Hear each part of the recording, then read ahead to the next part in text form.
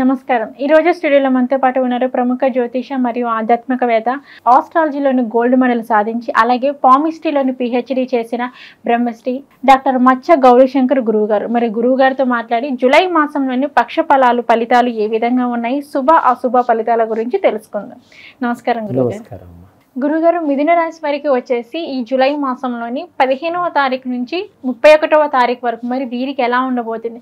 మనం ముఖ్యంగా చూసుకున్నట్లయితే ఆదాయం పరంగా కానీ, లేదంటే బిజినెస్ పరంగా కానీ, అలాగే ఉద్యోగస్తులకు, ఇలా అన్ని రంగాల వారికి, రియల్ ఎస్టేట్ రంగంలో ఉన్న వారికి మరి వీరందరికీ ఈ మాసంలోని ఎలా ఉండబోతుంది అంటారు? శుభ అశుభ ఫలితాలు మాకు ఒక్కసారి తెలియచేయండి గురువుగారు. ఓం శ్రీ గణేశాయ నమః, శ్రీ సరస్వత్యై నమః, శ్రీ పాదవల్లభ నృసింహ సరస్వతి, శ్రీ గురు దత్తాత్రేయాయ నమః. గురు బ్రహ్మ గురు విష్ణు గురుదేవో మహేశ్వర, గురు సాక్షాత్ పరబ్రహ్మ, తస్మై శ్రీ గురవే నమః. ఓం అసాధ్య సాధక స్వామి అసాధ్యం తం కిం వద రామదూత, కృపాసింధో మత్ కార్యం సాధేన ప్రభు. జ్ఞానానందమయం దేవం నిర్మల స్ఫటికాకృతిం, ఆధారం సర్వ విద్యానాం హైగ్రీవముపాస్మే. శ్రీ గురుదేవోభ్యాయ నమః. ఈ మిథున రాశి వారికి ఈ కాలంలో ఆదాయం పెరుగుతుంది తల్లి, ఆదాయం పెరుగుతుంది. మొండి బాకీలన్నీ కూడా వీరికి వసూలు అవుతాయి. మొండి బాకీలు వసూలు అయినంటే చాలా సంతోషకరంగా ఉంటారు. అయితే వీరికి ఎన్నో రకాల సమస్యల నుంచి బాధపడుతూ ఎప్పటి నుంచో ఇబ్బందికరంగా ఉన్న వారికి కూడా ఆ సమస్యల నుంచి బయటపడేటువంటి మంచి అవకాశం ఇది. అలాగే వీరు జీవితంలో కొత్త కొత్త ప్రణాళికల్ని ఏర్పాటు చేసుకోవడం కూడా జరుగుతుంది. ఇప్పుడు అంటే ఎప్పటి నుంచో ఉన్నటువంటి ప్రణాళికలన్నీ ఒక విధంగా ఉంటే ఇప్పుడు వేసుకునే ప్రణాళికలన్నీ ఇంకొక విధంగా ఉంటాయి, కొత్త కొత్త విధంగా ఉంటాయి.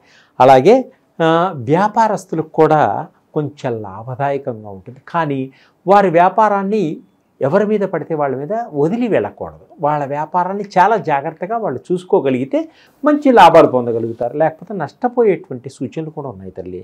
అలాగనే వీరు ఈ మిథున రాశి వారికి జీవితంలో కొన్ని కొత్త మార్పులు జరుగుతాయి.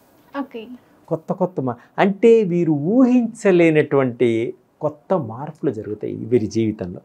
దానితోటే కొంత ఆనందదాయకంగా ఉండేటువంటి సూచనలు కూడా కనిపిస్తున్నాయి. అలాగే విదేశాల్లో ఉన్న వారికి కూడా చాలా బాగుంటుంది. అంటే వ్యాపార పరంగా కానీ ఇంకా తదితర బిజినెస్ల పరంగా కానీ చాలా బాగుంటుంది.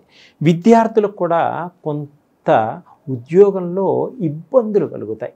అక్కడ విదేశాల్లో ఉన్నటువంటి వారికి ఉద్యోగస్తులు కొంచెం ఇబ్బంది కలిగిన ఆత్మస్థైర్యంతో ముందుకు సాగడం వల్ల వాళ్ళు జీవితం ముందుకు సాగిపోతుంది. వీరు చిన్న చిన్న ఆరోగ్య సమస్యలు ఏర్పడేటువంటి సూచనలు కనిపిస్తున్నాయి.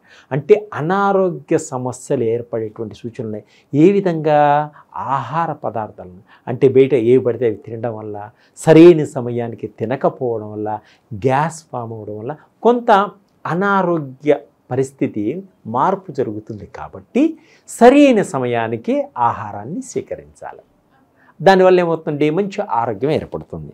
అలాగే కుటుంబంలో ఉన్న వాళ్ళంతా మనం పుణ్యక్షేత్రాలు చూడాలి అనేటువంటి సదుద్దేశంతో అందరూ కలిసి పుణ్యక్షేత్రాలను దర్శిస్తారు.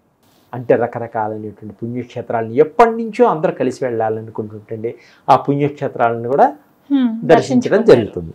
తర్వాత భార్యాభర్తల మధ్య మంచి ప్రేమ పెరుగుతుంది, అన్యోన్యత భావంతో ఉంటారు. ఒకరి మీద ఒకరికి ప్రేమ బాగా పెరుగుతుంది. అంటే వీరి సమస్యలన్నీ తొలగిపోవడం వల్ల కష్టాన్ని నుంచి బయటపడాము మనం అనేటువంటి ఆనందంతో ఒకరినొకరు చక్కగా ప్రేమించుకోగలుగుతారు. అలాగే ఉద్యోగ ప్రయత్నాలు చేసేటువంటి స్త్రీలకు కానీ పురుషులకు కానీ గట్టి ప్రయత్నం చేసుకుంటే వారు అనుకున్న ఉద్యోగాన్ని సాధించగలుగుతారు. అట్లాగే ప్రభుత్వ రంగంలో ఉన్నటువంటి ఉద్యోగస్తులకు కొంత ఇబ్బందికరమైనటువంటి సూచనలు ఏర్పడతాయి. కొన్ని నిందలు కూడా ఏర్పడేటువంటి సూచనలు ఉన్నాయి. కాబట్టి అప్రమత్తంగా ఉండడం ఈ ఉద్యోగస్తులకు చాలా మంచిది. అలాగే ప్రేమించిన వ్యక్తులు అంటే పురుషులు కానీ స్త్రీలు కానీ వీరు ఒకరికి ఒకరు మాట తెచ్చుకోవద్దు. మధ్యలో వ్యక్తుల వల్ల వీరికి కొన్ని వివాదాలు వచ్చేటువంటి సూచనలే కాబట్టి మధ్యవర్తులని నమ్మవద్దు. కాబట్టి మీ ప్రేమని విడగొట్టేవాళ్ళు చాలామంది ఉంటారు కాబట్టి మీరు వాటిని నమ్మకుండా ఉండడం వల్ల మీకు మంచి జరుగుతుంది. అలాగే విద్యార్థులకు స్నేహితుల వలన కొన్ని వ్యసనాలకి లోనవుతారు. అంటే తల్లిదండ్రుల యొక్క గౌరవ మర్యాదల్ని పాడు చేసే విధంగా ఉంటుంది. కాబట్టి విద్యార్థులు తల్లిదండ్రుల్ని దృష్టిలో పెట్టుకొని వ్యసనాలకి దూరంగా ఉండండి. అప్పుడు ఇంటి గౌరవాన్ని కాపాడుకోగలుగుతారు, మీ గౌరవాన్ని కూడా మీ గౌరవాన్ని కూడా కాపాడుకోగలుగుతారు. మీరు అనుకున్న ర్యాంకును, మీరు అనుకున్న గోల్ని సాధించగలుగుతారు. అలాగే వ్యాపారస్తులు ఎవరితో పడితే వారితో భాగస్వాములు కాకండి. ఎందుకంటే ఈ సమయంలో మీకు తెలియకుండా కొత్త భాగస్వాములతో కలవడం వల్ల నష్టపోయేటువంటి సూచనలు కూడా కనిపిస్తున్నాయి. అలాగే కుటుంబంలో అందరూ కూడా విందు వినోద కార్యక్రమాల్లో ఆనందంగా శుభకార్యాల్లో కూడా పాలు పంచుకోవడం జరుగుతుంది వీరికి. ఓకే గురుగారు, మిథున రాశి వారికి వచ్చేసి 15 నుంచి 31 వరకు మరి వీరికి ఎలా ఉండబోతుంది ఏంటి అనే వాటి గురించి అయితే మాకు తెలియచేశారు.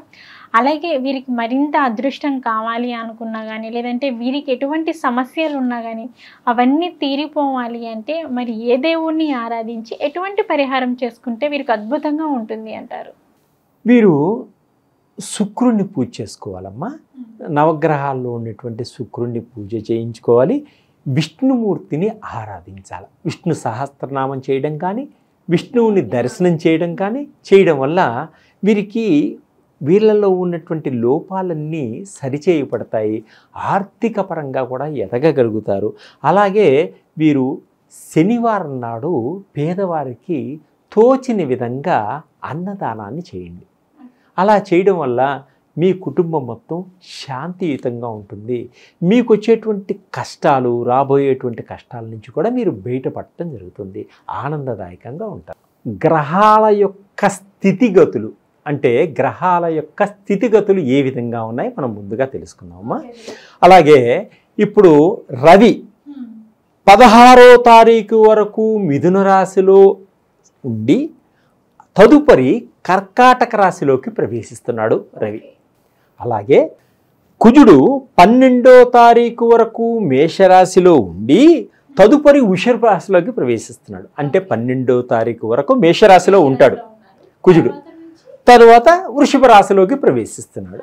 అలాగే బుధుడు జూలై 20వ తారీఖు వరకు కర్కాటక రాశిలో ఉండి తదుపరి సింహరాశిలోకి ప్రవేశిస్తున్నాడు బుధుడు. అలాగే గురువు ఈ నెలంతా కూడా వృషభ రాశిలోనే సంచరిస్తున్నాడు గురువు. కుజుడు ఈ నెల 7వ తారీఖు వరకు మిథున రాశిలో ఉండి తదుపరి కర్కాటక రాశిలోకి ప్రవేశిస్తున్నాడు శుక్రుడు. అలాగే శని ఈ నెలంతా కూడా కుంభరాశిలోనే సంచరిస్తున్నాడు. ఈ నెలంతా కూడా కుంభరాశిలోనే సంచరిస్తున్నాడు.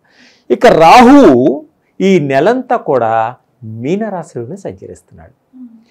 కేతు వచ్చేసి ఈ నెలంతా కూడా కన్యా రాశిలో సంచరిస్తున్నాడు. అంటే ద్వాదశ రాశుల యొక్క గోచార రీత్యా గ్రహాల యొక్క స్థితిగతులు ఏ విధంగా ఉన్నాయనేది ఫస్ట్ మనం తెలుసుకోవడం వల్ల ఈ 12 రాశులకి మనం ఏ విధంగా ఉన్నాయనేది మనం చెప్పచ్చు. ఓకే గురుగారు, మిథున రాశి వారికి వచ్చేసి 15 నుంచి 31 తారీఖులోని వీరికి ఏ విధంగా ఉండబోతుంది, శుభ అశుభ ఫలితాలన్నిటి గురించి అయితే మాకు తెలియజేశారు. ధన్యవాదాలు గురుగారు.